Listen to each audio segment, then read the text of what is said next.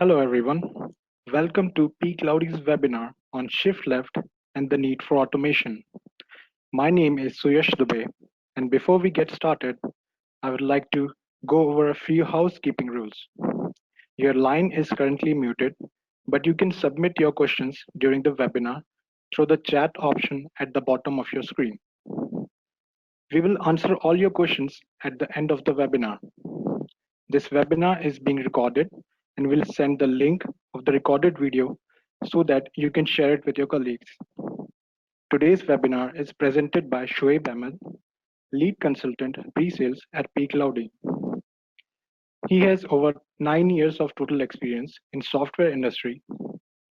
Prior to pCloudy, he was working with different IT organizations like Micro Focus, IBM, Wipro, gaining experience in solution consulting and different testing roles. Now I would like to pass the mic over to Shoaib.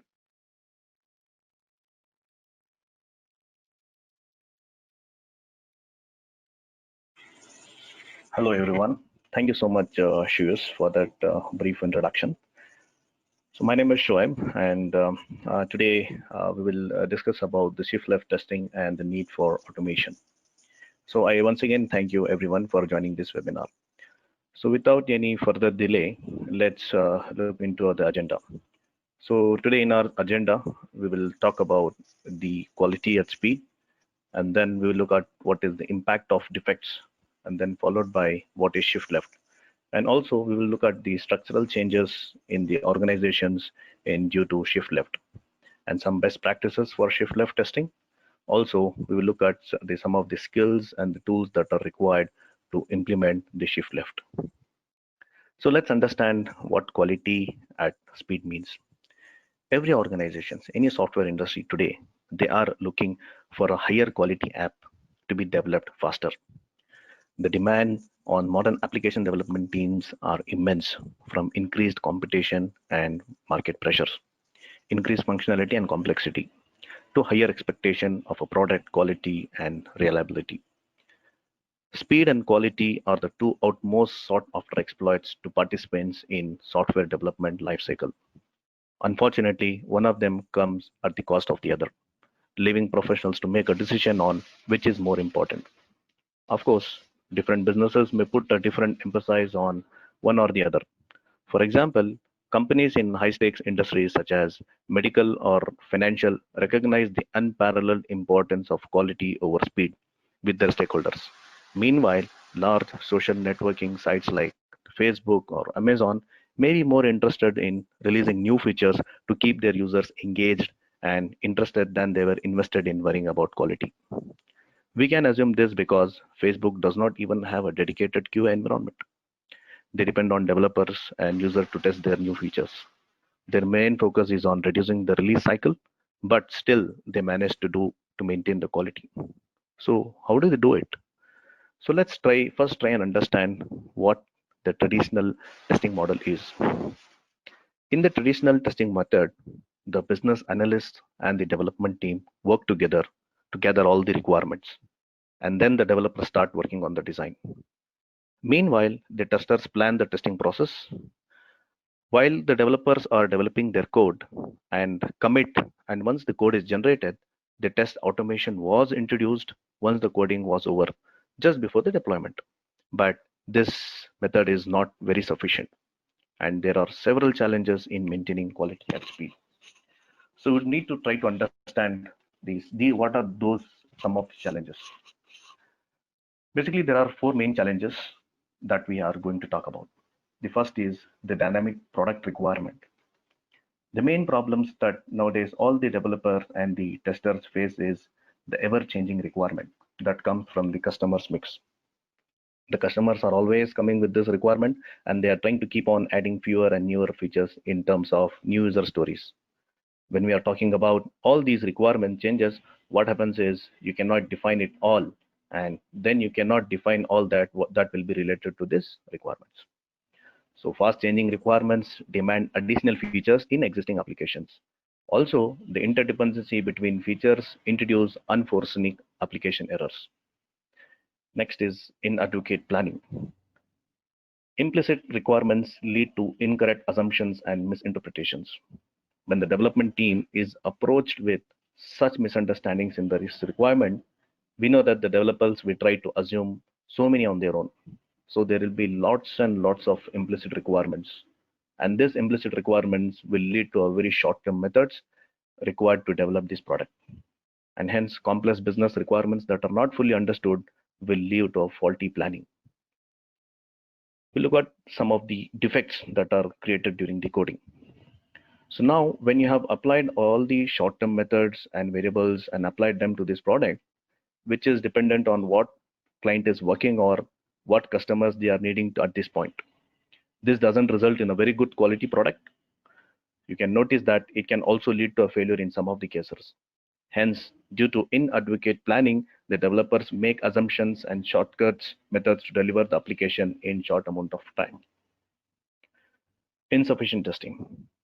When you try to squeeze in the testing at the end, it becomes somewhat of a bottleneck rather than finding the problem. What happens is that the testing ends up moving it very faster and they compromise on the quality of the product at each and every stage. Hence, incomplete testing against client requirements, it compresses the time windows required trade-offs, and hence there is a great compromise on the quality and which does not meet the standards. We will see some of the impacts of these defects. If we talk about, there are four major areas again where we see the impact of defects. Dissatisfied customers. Any application that contains bug will put a bad impression among the customers. The application will get bad reviews and ratings, which will further lead to reduced number of users. So any software users have certain expectations about their products they use. They expect them to run fast, work properly, and protect their private information.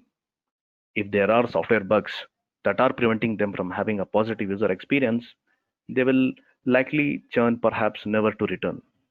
Notably, poor user experience are more likely to garner negative public feedback than positive experiences. And what's worse is this negative feedback could block potential leads from ever trying the software in the first place. Let's take an example here. So according to a survey by a dimensional research, about 95% of the people who had a negative interaction with the product or a service will share their bad experience with their friends, with their family, with their colleagues, and social media. Only about 87% shared positive experience. Additionally, people are more likely to share the negative experiences across multiple platforms like social media, the review sites, etc., compared to the positive ones. The cost of fixing bugs. So when you find the bug at the requirement and design stage, as you can see here, it is very less costly and even negligible in terms of the amount of cost when it takes when you find a bug at the production support side. But as we have seen previously, that what we are doing is we are focusing our testing on the later stages, that is the system integration testing or at the UAT phases or at the production support time. And we are focusing at such a huge level where there is so much increasing time and so much increasing cost to resolve this bug at these stages. Also, when we have found this bug, this many amounts at later stages, what happens is that there will be a frequent retesting. With this frequent retesting, first of all, it will hamper your cost of time to market than that you have wanted to achieve. It will also, in terms of cost, as you can see this slide, here the testing cost will trace in the wrong direction, giving you lots of late product. The last is the hampers productivity. So defects are undoubtedly hampers the productivity as you need to engage more resources to fix the bug, and it will further delay the delivery of the app. Some other risks involved, such as reduced brand reputation. Any single bad experience has a ripple effect. Not only is the user likely to use a product after having negative experience, but they are also more likely to perceive the brand as a whole in a bad light. So as the negative reviews compile, so does the negative perception of the brand supporting the product. So these are some of the important, impact of defects that we have seen. Let's try and understand where the defect origins is coming from.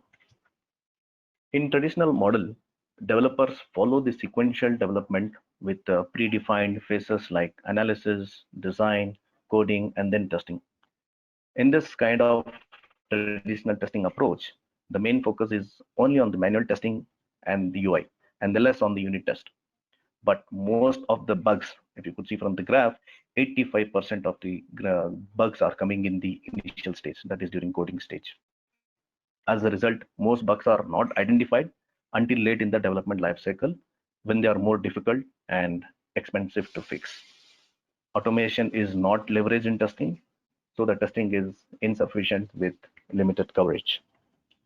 On an average, the cost of a bug, to fix if it is found during the requirement stages, if it is $100, in the QA testing stage, it will increase to $1,500. But the cost to fix a bug in the production stage will cost more around $10,000.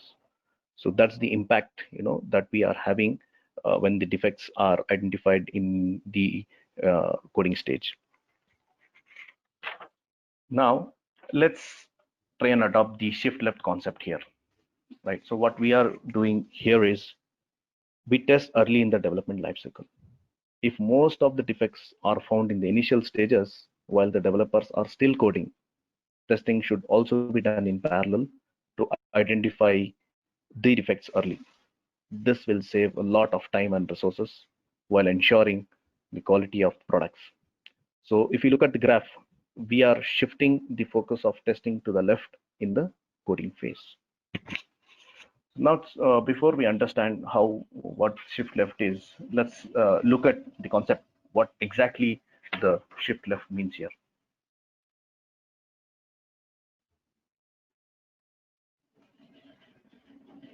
So what is shift left? So in simple terms, if I explain, shift left means testing earlier and testing often. Testing earlier in the development cycle allows developers to find the errors when they are much easier to address. Most organizations have automated only a small percentage of their test footprint. Shift left can help flip the paradigm such that the manual testing will be the exception in your organization. We can see that in the traditional testing pyramid on the left, there were little emphasis on unit or integration testing, and more time was spent on the UI testing and the manual testing. So, but organizations which are implementing the shift left pyramid that emphasizes more on the automation and testing at the initial stages, only a fraction of time is spent on manual and UI testing. So that means we are bringing the automation very early in the software development cycle. So further, let's further break down to the shift left model. The first stage of the development cycle will be, of course, gathering the requirements. Test planning starts in the designing phase, but here the testers are involved in the designing phase and working together with the development team and having the code review and providing suggestions to the development team, and which eventually start test automation script once the code is ready in the implementation stage. So we are involving the testers in the design phase so that they can participate in the code reviews and provide their valuable feedbacks. You can see that in the traditional model that the test cases were written in the testing state, but here we are creating the test script much earlier in the design and implementation phase. In the timeline at the bottom of the screen, you can see how automation scripting has been shifted to left. So this means that the coding and the automation are done together. Let's look at another example of shift left in automation. So in this figure, we can see that to create the automation framework in the design, we need the functional flow, we need the framework logic, and also the architecture. Apart from that, we also need some dynamic contents like the application logic, the user design, the application resource file, and the database design. Traditionally, developers were responsible to create all these dynamic contents.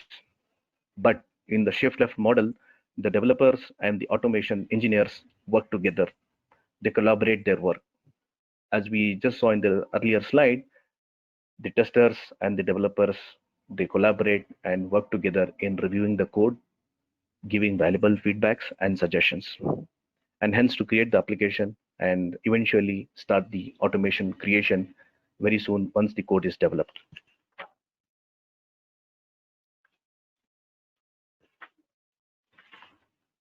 So let's look at the test planning for shift left, the comparison basically from the tradition testing methodologies versus the shift left in automation.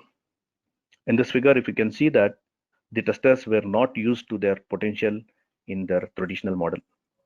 Most of the testers are engaged in the later phases of the development cycle, as the automation was introduced just before the development.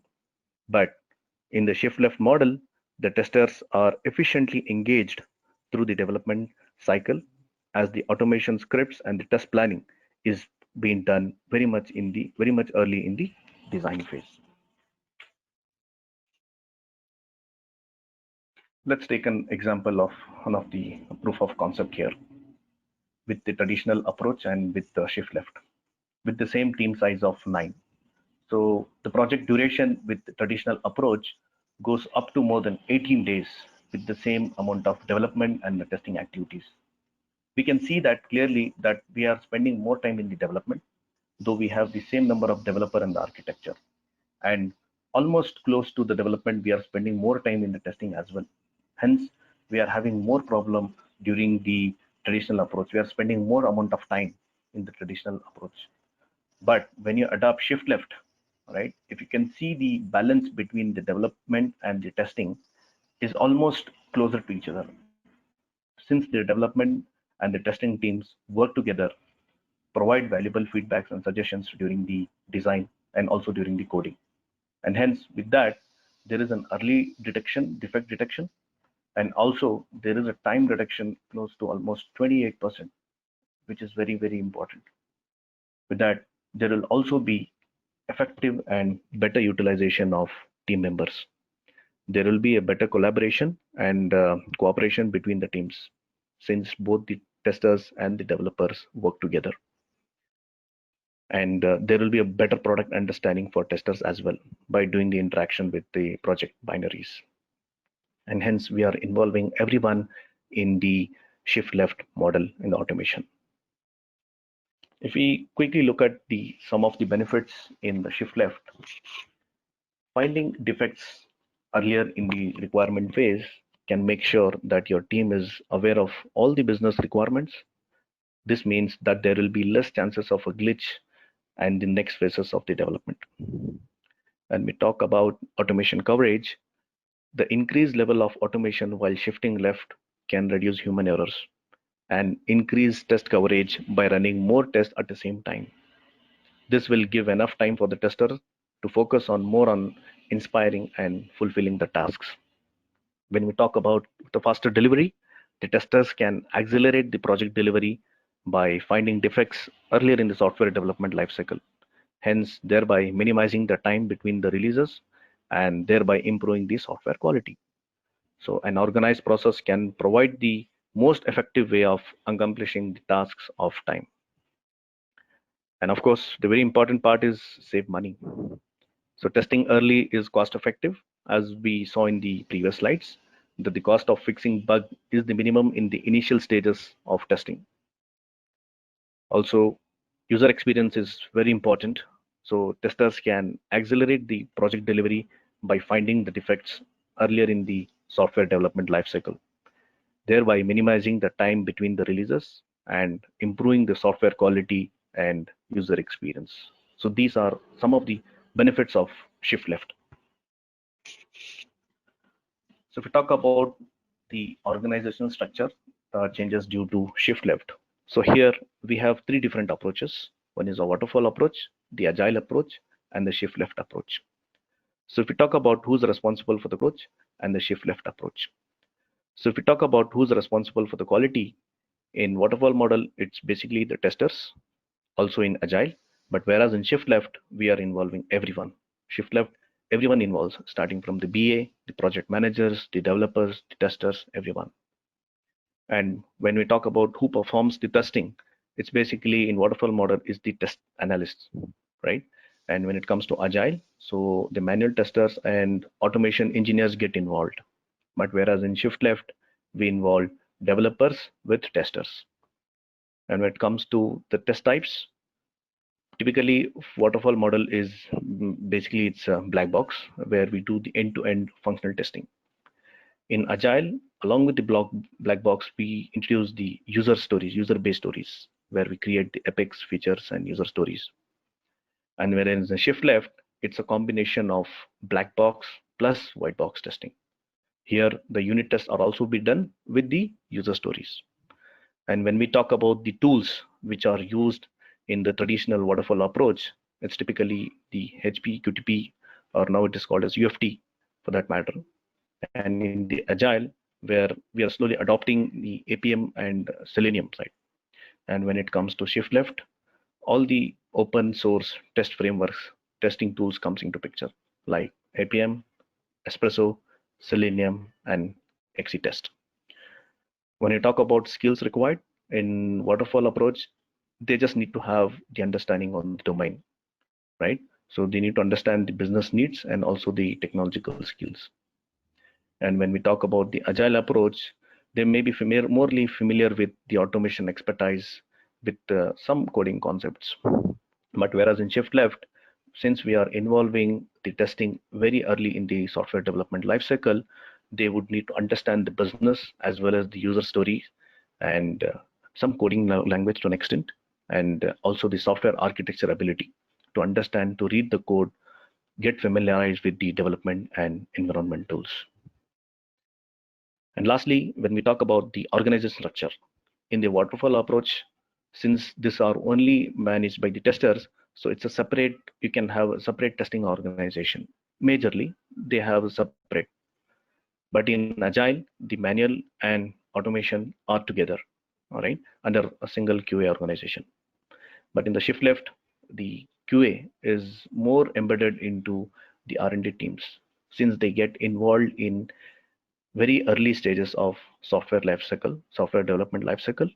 They also get a chance to get embedded with the R&D teams so that they are more involved and they have better interaction with the all the different stakeholders within the same organization. Now let's see some of the best practices for shift left testing. These are some of basically some of the best practices from the industry standards that we have got. All the stakeholders must have clear understandings of the strategy, the functional, as well as the business requirements, and design and test plan. When it comes to review requirements, always never allow your requirements to have move into the design phase without having a second pair of eyes reviewing every aspect of that requirement. So it becomes very important to review the requirements with some other team as well. And when it comes to POC, the proof of concept, so implementing a POC will always allow you to evaluate the application's ease of use. It also helps you to show the client how a project would perform. And developers may assume some responsibility for the test automation efforts to speed up the entire process. So behavior-driven development is a useful way to pursue developers to begin creating tests and therefore bridging the gap between the developers and testers. And testers may take up a few developer tasks such as automation code review, as we just see during their design phase. When they have a required domain knowledge and also the holistic understanding of the system, they can effortlessly focus on the areas where defects could be found. It's important to organize a meeting with the development team, pertaining to defect symptoms and solutions, and hence report all the defects and their impact in a weekly and monthly status meeting.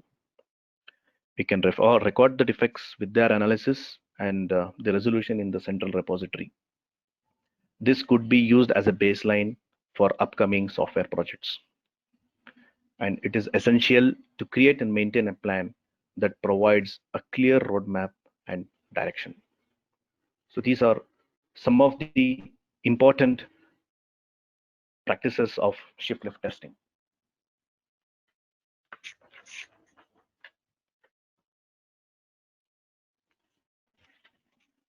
Moving on. So now I would like to open this session for Q&A.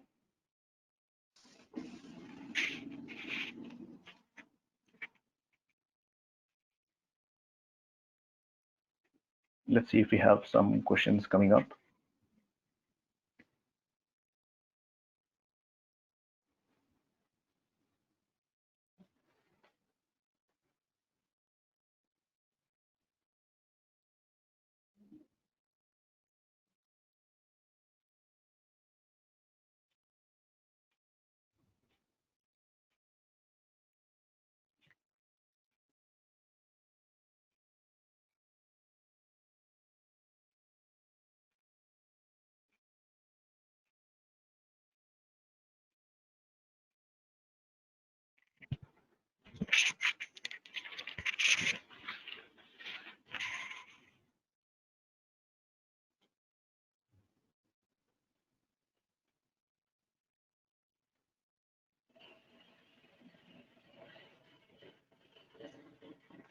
Okay, so we are having some questions here.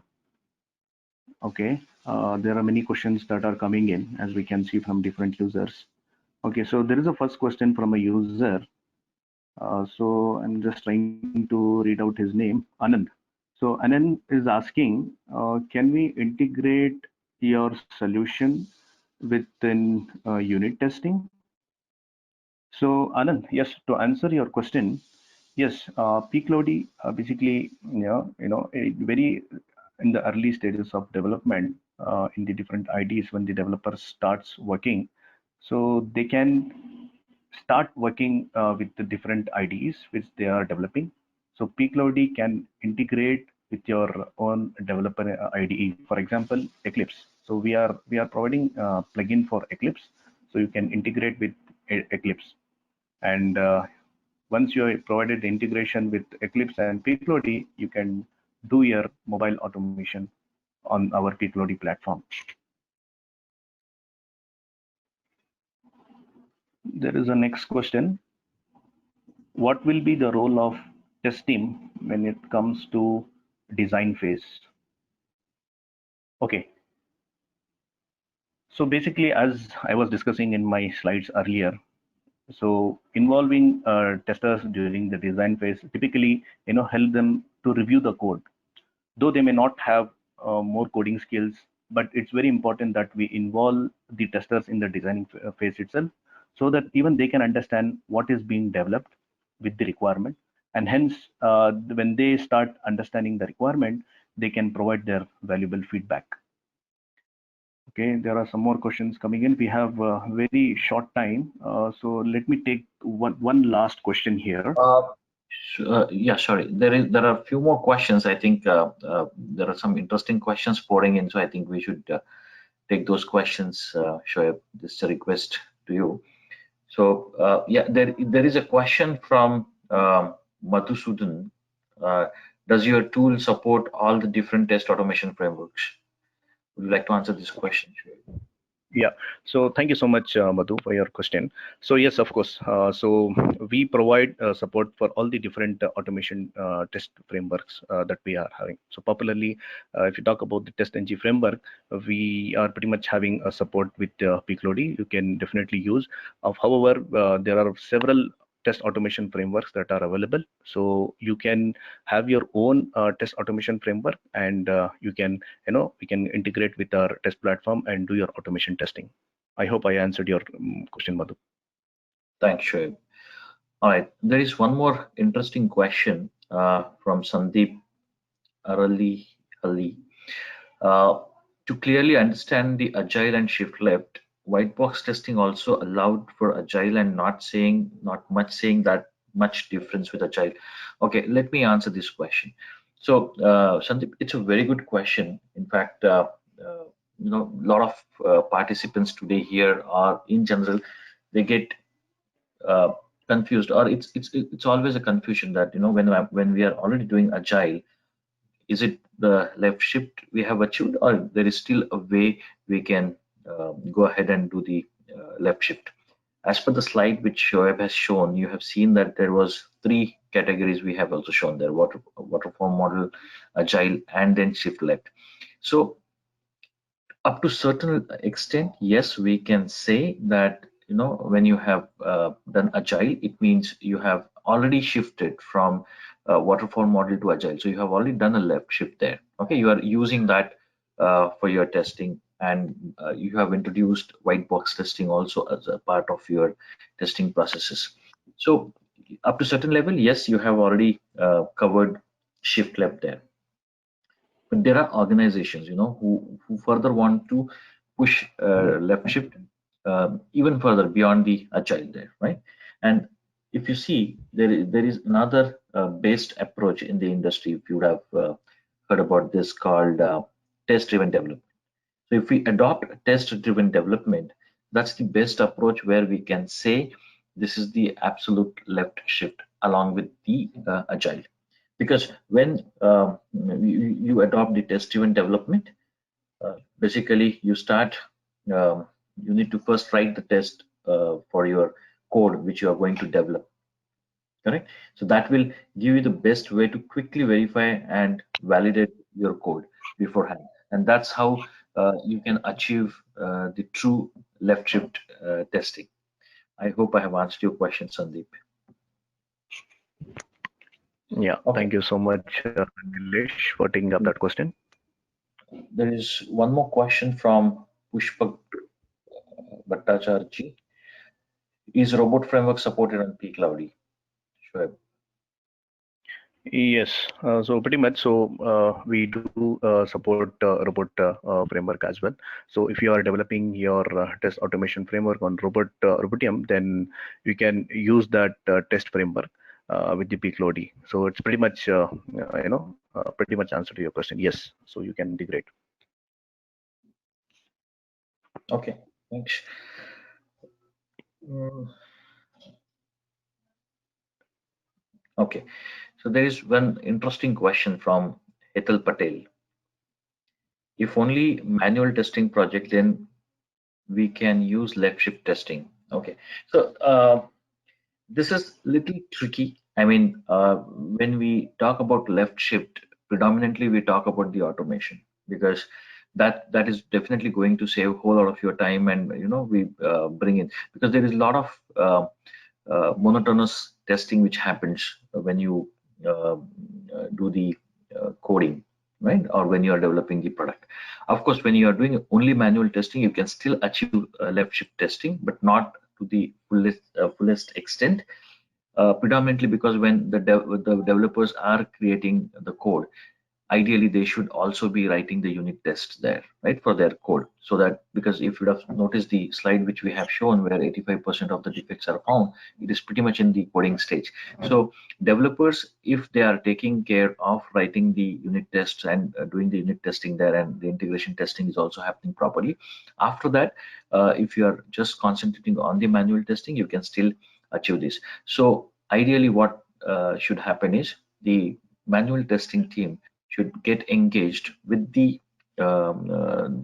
developers, the architects, and the product managers, to understand the requirement. And once you get the understanding of the requirement, you should start creating, you should start planning your testing and preparing the test since then, right? Because see, mostly, as I mean, I have answered the question for Sandeep, where he's actually moved to agile. So typically when you go in agile, you will have user stories, so you can create user stories, you can create the planning for your tests, and then you start writing the tests. So once the product is once the code is ready to be tested, you can go ahead and do the manual testing. So up to certain level, yes, you can still achieve the left shift testing in manual testing. Thanks. Thanks, Nilesh. Okay, so do we have any other questions, Nilesh? Yeah, I'm just saying, a lot of questions coming in. I believe participants are really interested to know a whole lot of things, but of course we will have to. So let me just take one more question quickly. There is one more question from Jackie, which is again in line with what Sandeep was asking, or typically how basically we can use or say that we have done the shift left. So the question from Jackie goes like, in nutshell, what is needed to shift left if I have to do any if I have to do it in my organization. Okay, so Jackie, as if I understood what you were asking correctly, you want to achieve the left shift testing in your organization, and what we should be following in the summary is what you're looking for. Okay, so I think the whole presentation of webinar was on that.